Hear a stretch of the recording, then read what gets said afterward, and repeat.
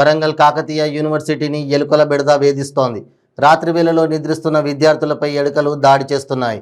పలువురు స్టూడెంట్స్ను 2 రోజుల క్రితం ఎలుకలు కొరికిన ఘటన ఆలస్యంగా వెలుగులోకి వచ్చింది. నిద్రపోతున్న విద్యార్థుల కాళ్లను ఎలుకలు కొరకడంతో పలువురు విద్యార్థులకు స్వల్ప గాయాలయ్యాయి. ఈ విషయాన్ని హాస్టల్ యాజమాన్యం దృష్టికి తీసుకెళ్లగా ఎలుకల బెడద లేకుండా చేస్తామని హామీ ఇచ్చినట్లుగా తెలుస్తోంది.